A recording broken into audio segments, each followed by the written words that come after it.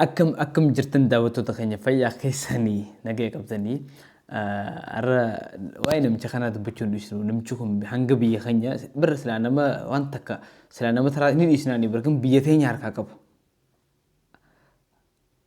برايم مينستر بيه خينياتي بيتين يبلشوا جرابر بيتين يولو ران سخسة لكبر سلا بيتين سبر سلأنا ما درجة تسيب بركون كابو تير يستابر كرو بيار كاكاوار على فينا تقول تدابر أنا مو وان قد دهر كاكابي نوران تكين عنجينا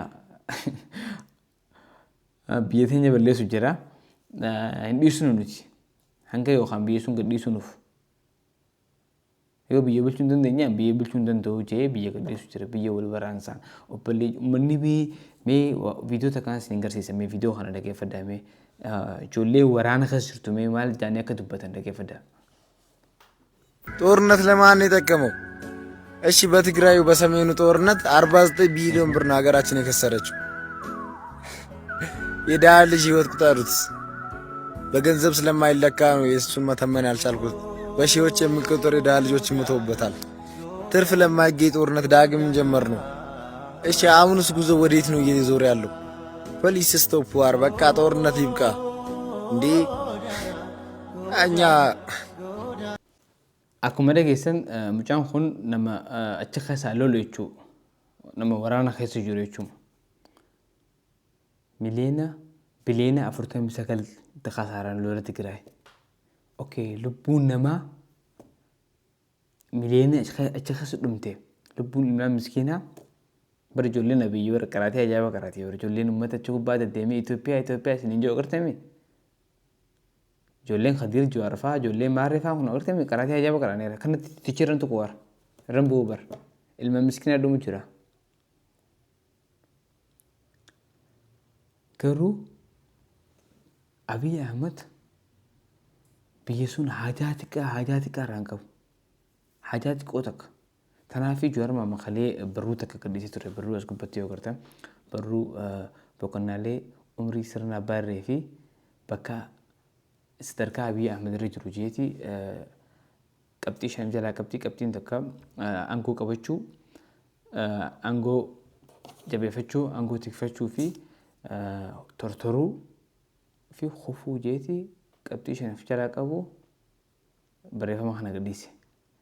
Kana keessa Abiy kan jiru amma tortoruu irra jira. Mee dhaqaatii feesbuukii Jawaar Maammed irratti ni agartan achirratti dubbisa likitti. Abiy Ahmed aangoo gaafa qabatu maal uummataaf waadaa galee ture.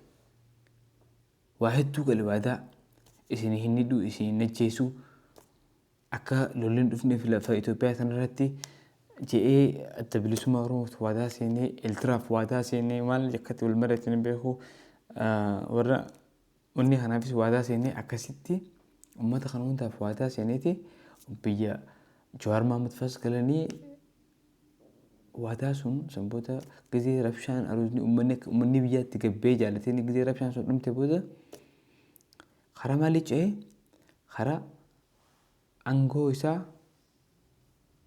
jabeeffachuu dhiiseeti teeffachuu ce'e jechuudha. Maaliif uummanni gizee rabshaan dhaabbatte uummanni gaafii gaafachuu gale gaafii siiriyees taate gaafii dhugaa gaafachuu gale. Sanboota inni filannoo lama qabu ture. Filannoo lama karaa dimokiraasii ce'uu uummataaf wanni kannuu aangoo kannuu uummanni sanboota nama isaa fedhan kanuuf taajaan akkasii filatanii aangoo irra baafatan jechuudha. Filannoo lammataa abbaa irree ta'uu. Inni osoo aangoo jabeeffachuu hin eegalini karaa teeffachuu ce'e. Sanboota achi rabshaan wal kaanii gaafa sun Jawaarfaan dubbachuu turan sanboota adda bilisummaa Oromoo wajjin haasawa karaa wanni isaan sanboota jaalmarroofaan gaara seenan nama xiqqoo tokko ta'anii nama 50 kana gaara seenee bara. Ammaan tana garuu ijoolleen ilmaan Oromoo cinaan wannidha. Waraana bilisummaa Oromooti. Gaafa sun Jawaarfaa Wallaggaa deemanii ijoollee cinaa eegsisanii maal jedhanii nagahee buusuu mukaran ture. Sanboota Abiifaa ammaa godhan maqaa shanii irra baasaniiti uummata biyyaa rashanuu turan dararuu turan. Mee haasawaa Jawaar kana dhaggeeffannaa isaa deebina. Nafalmu. Wallahi dhugaa isaaniitu garana nyaata. Uummata dhugaa qabu, ummata haqa qabu maal ummanni beegi as dhufee jira amma riphee lolaa maal waan tokko namni keenya yaadachuu danda'udha qaba shanee jedhanii irratti madaalan kun kijiba define defame and destroy karaa Hitler itti fayyadame kana ummata tokko maqaa wayiitti dhoobda saniin maqaa balleessita san booda hin balleessita. Daawwattoota keenya haadha keessatti viidiyoo kana kaasuu OMN irratti waggaa 5 duraan sa'uun deebiin dura gaafa isaan shanii jedhanii akkasitti maqaa irra baasanii uummata Oromiyaa kasaara 5 turan. Gaafa isaan aangoo tiffachuu eegalan uummata nama rummaa jedhan sigalee uummanni dura dhaabbataa aangoo keenya irraa fudhachuuf na dura dhaabbataa kajoo gaafa sun eegalee jechuudha. Sanbooda Oromiyaa keessa akkatti nama godhu turan agartan. Chuwaar gaafa sun haasa'u ture jechuudha. Duraan maqaa Abaawutiin Abaawudha jedhaniiti nama keenya fixu turan. Mee akka nama keenya godhu turan viidiyoo kanas wagguma 5 dura viidiyoo kana ilaala 5 jedhanii Oromiyaa keessatti. 5 dadhabde masaara eessa goote amma natti masaara eessa goote himi dafi masaara gaaraan seente eessa goote sinna qayyoo didde amma itti tokko naa kenna yoo gandi kun waan tokko keessa jira jedhan itti tokko naa baaf amma himtamoo hin himtu Folle turte masaara fudhatte. Yoo manni gandaa masaara gaaraan seente eessa goote hin himtu ani waan tokko mataa kana kan Eessa turte tiga. amma bulee horaa akkaataa viidiyoo kun waggaa 5 dura. diigan kiyya gara jaarolii dhufe mana kiyya diigamu malakkichani Mana diigame daada. Bakka ni samii abbaan tala deemni. Abbaan talatiiti miti intala diimtitti haati manaa kee bulee horaan jirtu maaramin jirtu Mucaashee diigame qabna. shane maqaan kee eenyuuti guyyee alakee Guyyee. Moosi barbaadaa turte ni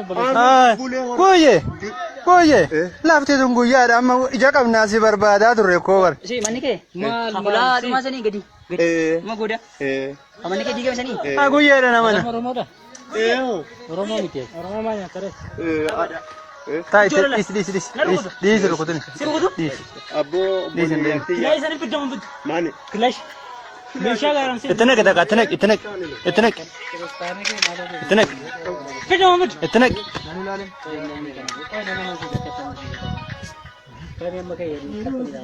Keenya akkuma agartan nama maal jedhee Jawaar Mohaammed nama takka maqaa baastaaf sanbooda maqaa isaa xureessita.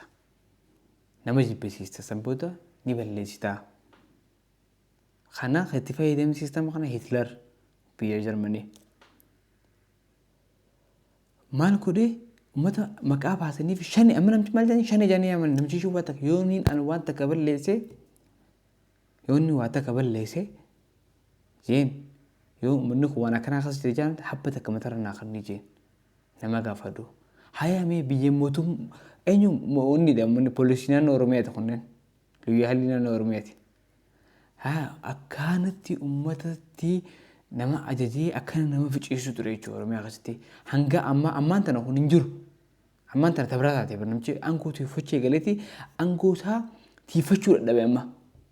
Sanboota tortoruu keessa seenee jechuudha. Tortoruu jechuun akkamiin asii kanaa wajjin walala kaanii wajjin walala addunyaa tanaa wajjin dippiloomaasiin rabshaa godhee bakka Oromoon baara diimaa tamjee bakka maqaa baasee waliin laaqee jiraachuu. Mana musti illee waan akka kasin jiru bara. Dubbii waliin laaqeetu jiraachuu bakka guyyaa guyyaa ajanta mee inni muummicha biyyaa bisisaati isaati biyya kanaan deemu jira. Mee osoo biitii waraana keessa jirtu biitii faanoo wajjin akkanatti wanni keessa jirtu adda bilisummaa Oromoo guyyaa guyyaatti uummata ijoollee makalaakaa kana booji'an. Uummanni kunis harkeef kana guyyaa guyyaatti mee kanarra isaanii guyyaa takka dubbatee gabbee dubbatu dhageessanii hin dhageenye takkaa Abiy. Isaanii uummata isaanii haayiboo rabbii keessatti amaniitii bar ilmaan meeqaa du'aa bar maal jee nuti akkamitti gisee ergina akkam deemaa du'aa jennee erginaanii mee dhaggeeffadhaa viidiyoo isaa afaan isarraa. በእያንዳንዱ ደቂቃ እንዋጋቸዋለን። ሰው አዘን ሂድ ሙትና ሀገርህን ታደግ ብለን እንዋጋቸዋለን።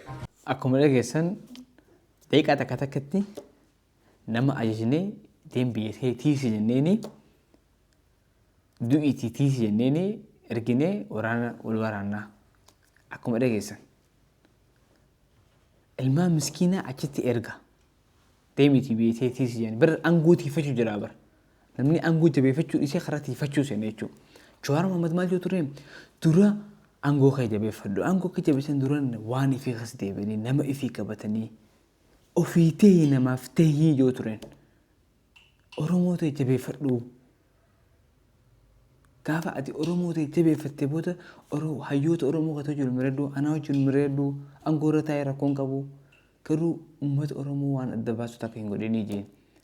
Annaa gaafa sun inni deemiti du'aatii maal jeeti ammaa tana uummata ergee aangoo jabeeffachuu seene jechuudha. Aangoo jabeeffachuu isee tiifachuu ta'e galee jechuudha.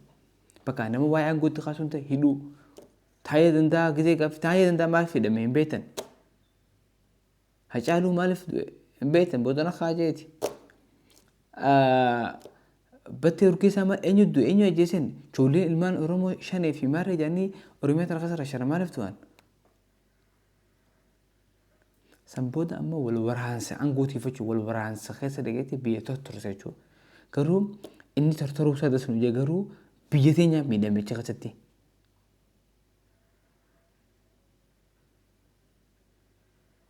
Biyya teenya miidhame. Maal jee Geetaachoo Raddaa amma isa jala deemu amma dura Abiyyi akka lolli dhaabbatu hin fedhu. Maaliif gisee yoo lolli dhaabbate namni gaaffii dhugaa gaafachuu gara gaaffii daabboo. Mee haadha geeffannu Geetaachoo Raddaa amma isaa ta'u bakka hunda jalaan deemame haadha geeffannu mee waan amma dura dubbate. አብይ በሆነ አጋጣሚ ጦርነቱ ቢቆም አገር መምራት አይችልም። ጦርነት ነው ማጋጋል ያለበት። ዳቦ ሊጠየቅ ነው። ከባድ ጥያቄዎች ናቸው የዳቦ ጥያቄዎች። ለነገ የሚለው አይደለም። በአገር ፍቅር ስሜት ኮስተሽ ሆዱ ልትነፍሽ ይችላልሽ ማለት አለ። ሆዱ ተነፍቶ 3 ቀን አይቆይም። 1 ቀን ነው የሚቆየው፣ 2 ቀን ነው የሚቆየው። 3ኛው ቀን ላይ ሲሪየስ ጥያቄ ይጠይቃል። የጦርነት ድባብ እንዲቀጥል ማድረግ የአብይ ህልውና የማስቀጠል አንድ ሞደሶ daawwattoota keenya akkuma dhageessan Abiyyi yoo guyyaa takka akka nasiibatti lolli kun dhaabbate biyya bulchuu hin danda'u. Akka waliyyee rabshaa kaasee asii fi achiin uummata ijoollee bara Oromoo irra bitaa amma Amaaraa wajjin seenee biyya laaffisee isumaa fi Adaanachii fi uummata takka Shimallis Abdiisaatu achi keessaa finnoog jaamalee mee eessa jiramee akka biyyatti yeroo biitii waraana keessa jirtu faannoon uummata makalaakayaa kana booji'eetu waa takka hin dubbatu. Inni dabub kililii dhaqee achitti mana abbaa shinjaareeti Geetaachoo fa'aa wajjin taa'aa taphata. Annaa namtichi bara biyya bulchuu hin danda'u namichi kun. Namicha maraataa ni deema akka deemu akkaan likitiin beeka irgixanyaadhaan deemuun isaa qalaalim. Bara jaalmarroo fi uummanni faannoo hojii dalagaa. Hojii dalaganii akkasii sun ta'een siisteemarra siisteema mataa baafachuu jiran karaa itti deeman. Akkamitti akkaataa itti aangootti argachuu danda'an akkaataa biyyi teenya akkaataa namni gaaffii itti gaafatu tapha seera taphaatu jira bara namni gisee kubbaa taphatu bara seera qabdaa bara. Yoo ati miila lamaa dhoyitee fishkaaf uumama qayyisii kana bicasii kana akkaataa itti taphatu jira. Gool bakka irraa lakkoo qabdu jira. Yoo kubbaan maraba bira cukuttee asirraa masbara bira baate kubbaan baatee jirti. Siisteema sun tolfachuu jiran jechuudha. Wanni hundinuu siisteema qabdi. Wanni hundinuu seera qabdi. Seera sun baafachuu jiran jechuudha. Hojii dalaguun kan inni seera sun tumachuu jiran. Isaa hundi isaanii warri biyya mormituu ta'an hunda kan nagayaattis, kan waraanaattis, kan Amaaraattis, kan Tigreetis ta'anii hundi isaanii kan Somaaliittis ta'anii bakka takka seera sun tumachuu jiran. Gaafa isaan gabbahanii seera sun tumatanii ibsa kannan sanboota Abiyyi hin jiru gaafa sun irraa eegaleeti. Ammaa hin jiru sabara ammaa hin jiru bara. Ammaa bara isaan silaafa bara ribeelolaan bara ture bara harraa fuudhu aangoo Abiyyi irraa. Uummata seera sun jechaa fi dhaabbadhu jaanii na fakkaatan. Innaa namichi kun hin jiru hideema rabbiin irraa fuudhu du'atti godha isin. Ni ariina akkasii. Naarraaf kanumaan jaa yeroo bireedaa akka dabarsatan abdiin goba. Dhugaa uummata keenyaa gabbaasnaa akkasii viidiyoon isinitti ture subscribe godhaa لايك ناقودا يا تخسنيس كومنت جرنا خايا يدو كارين دبرسا نجتي